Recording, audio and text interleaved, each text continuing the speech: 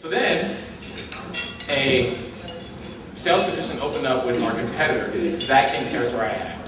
I said, this is great. This is my chance to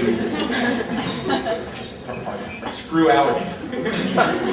So I'll work with a competitor and just kick the person's butt that is with Allergan. They hire on. So I interview with the competitor. Interviews go well, but guess what? What do you think happened? Didn't get the job. So, don't want to go into restaurant business. Allergan doesn't want me. My boss hates me. TV show didn't work out. And now even the competition doesn't want me. Things are not going well. So next, I'm like, you know what? Why don't I just take a step back and go and get my MBA? You know, just leave the work life, go and get my MBA. So I actually took the GMAT, applied to the MBA programs at USC and NYU. And guess what happened? I didn't get in. This is true. I did not get in. So here I am, student body president, here Roosevelt, all you guys know the story went down. So, you know what, at that point, it's funny now, but at that point I went into a pretty serious depression, basically. You know, no one knew what was going on. I was afraid to tell my parents, I was afraid to tell my friends. They thought everything was great because on the outside I had a great smile, I was friendly and everything, but on the inside I was dying. So I was failing, I was sinking fast. And it was not good. It was not good. So I started doing something that you guys aren't supposed to do this weekend, that is drinking and partying. So I started drinking and partying like crazy. And I'm not proud of that. Luckily, I'm not in jail or somewhere. But that's what I did. I just went crazy for a while. Just, you know, but I still work. But, you know, I kind of was doing the drinking and partying thing on the side. And then, so then, now things started to shift a little bit. So I go to this party, this grand opening for a new physician's office in my territory, and I meet this doctor. I had never met him before, and for some reason, you know, sometimes you meet someone and you just feel comfortable with them. You just like start telling them things, like for no reason. So I'm with this you know, doctor sitting there, and I started telling him what was going on in my life. You know, my boss doesn't like me. You know, I applied to graduate school, didn't get in. My numbers are bad. You know, it's just, I don't know what to do. I don't know what to do. I'm lost. It's like, Jamar, you know what? There's two things for you. Don't worry about losing your job. Just do your job. The second thing he said was, so what if you get fired? It's better to get fired while you're working hard, still learning and growing, than to get fired while you're at the bottom, because that sets you up where you're going to be next. And it kind of made sense to me. So that was the first thing that started to shift in my mind. The next thing that happened was the regional vice president for Allergan gave me a call and said, Jamal, I want to work with you. And usually when that happens, it's a kiss of death. When they come in, it's like, okay, you had a good day, but you're fired. So I was ready to get fired. So he came in to work with me, and he got the car. He was from Texas. I'm not really good at impressions, but a Texas accent. He was like, Jamar? Now you know, your sales numbers pretty much suck. I said, yeah, they do. He's like, and whose responsibility is that? I said, well, you know, the territory's always been in last place. Hey,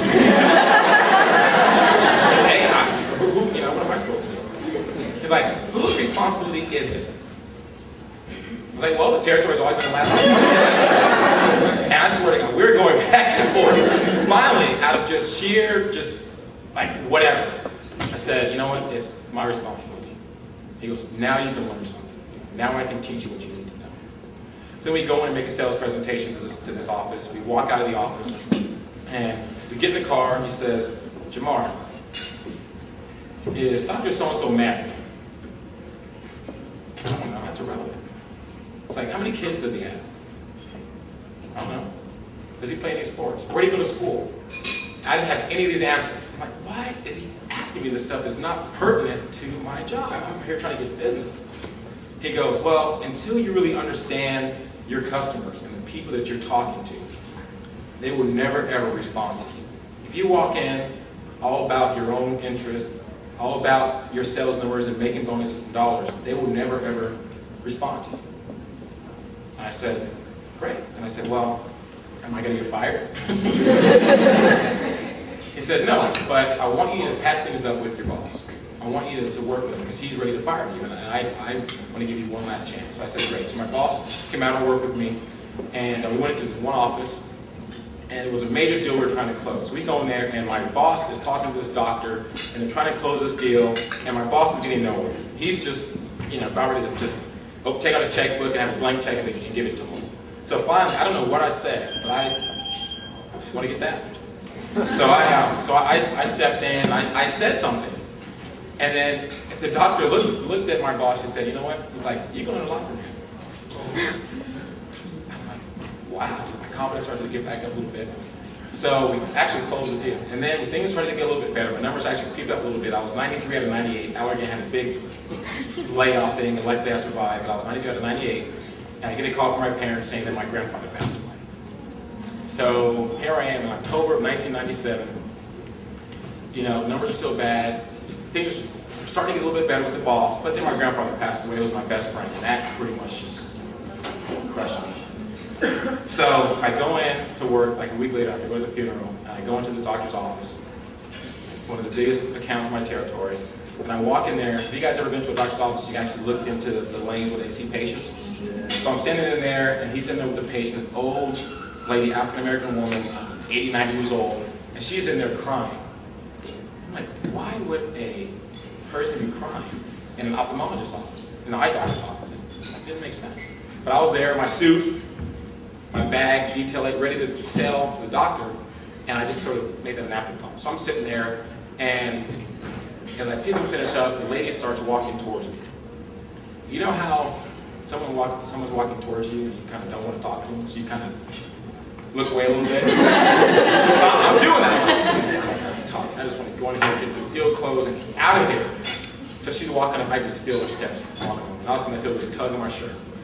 She goes, are you a pharmaceutical sales rep? I said, yes. She goes, she said, well, I have glaucoma. I said, oh, okay, well, it piqued my interest because I sell a product for glaucoma. I said, are you taking any of my medication? She said, yeah, I'm taking a product called Alpha. I said, well, how's it working for you? She said, well, not too good. Like, oh, well, why not? Medications are supposed to be the best. Why not? She said, well, because I really haven't been taking it because I couldn't afford it at times. Didn't really understand the disease, it didn't, whatever. So I just found out today that I'm blind in one eye and 50% blind in the other eye.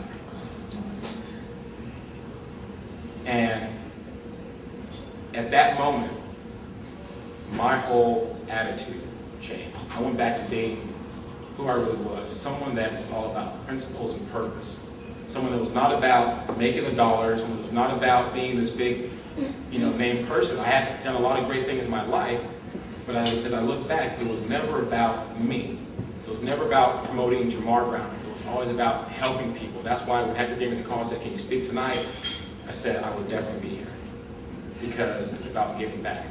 And from that day on, my purpose became trying to help people, trying to prevent that from happening in my own little way.